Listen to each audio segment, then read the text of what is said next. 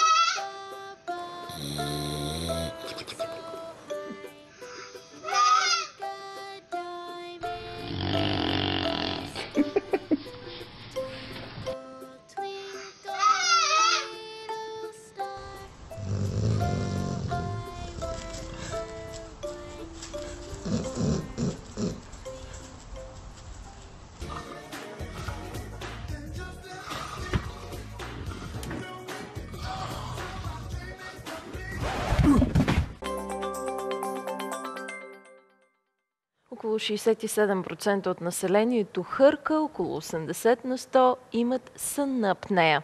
Какво се крие за това, ще научим от доктор Иван Пеев, дерматолог, който ще представи един нов начин за лечение на хъркането. А с доктор Пеев е Асен Манасиев. Здравей, Асене! Здравей, Марти! Виждаш, аз съм вече с очила, напълно екипиран в кабинета на доктор Пеев.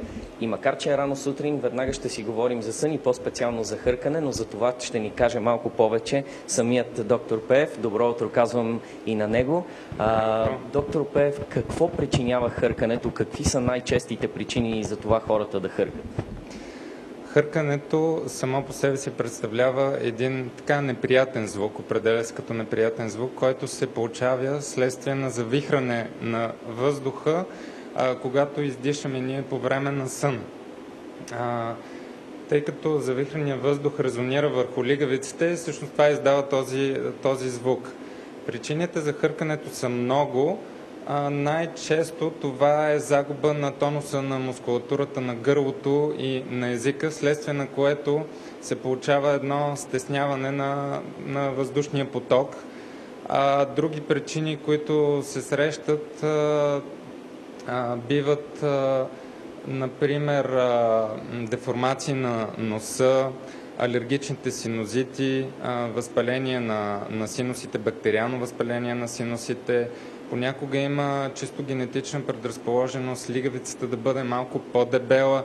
При някои хора мъжеца и мекото неце също е по-дълго и това създава една пречка на този въздушен поток, за да дишаме нормално по време на сън.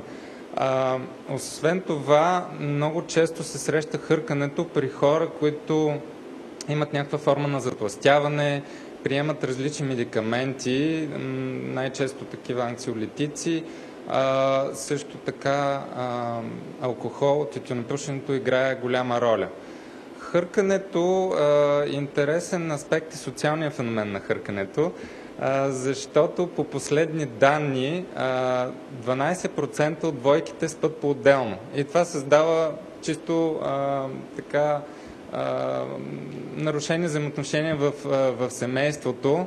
Тоест хъркането може да се превърне в сериозен проблем. Абсолютно. В някои страни дори като причина, като обоснование смятат, че хъркането като причина за развод, едно от нещата е именно хъркането.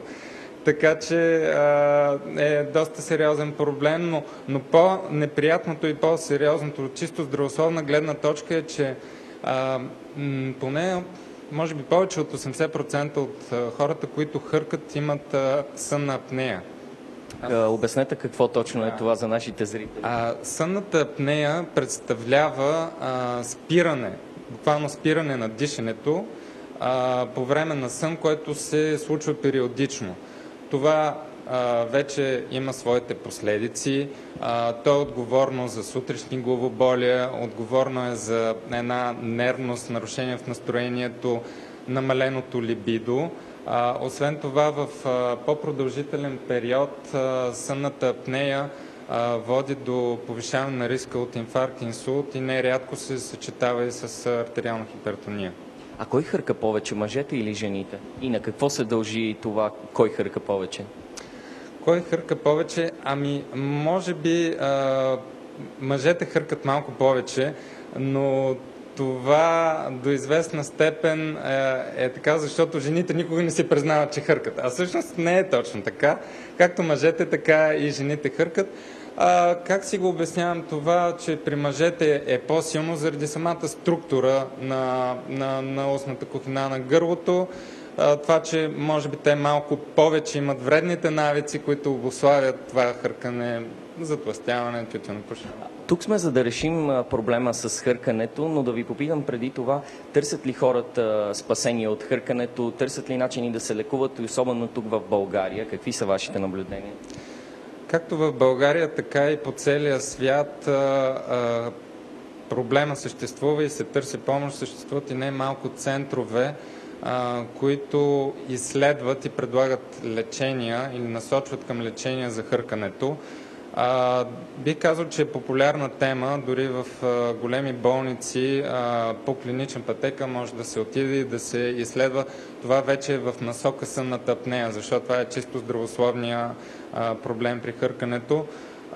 Но смятам, че да, има различни методи за лечение на хъркане. Хъркането е не чисто, как да кажа, естетичен проблем, и трябва да се реши интердисциплинарно, защото, както казах, може да е следствие физиологично, загуба на тонуса на мускулатурата, но може да бъде и от деформации на носни прегради. Трябва да се консултира с уши, нос, гърло, с пулмолог и така.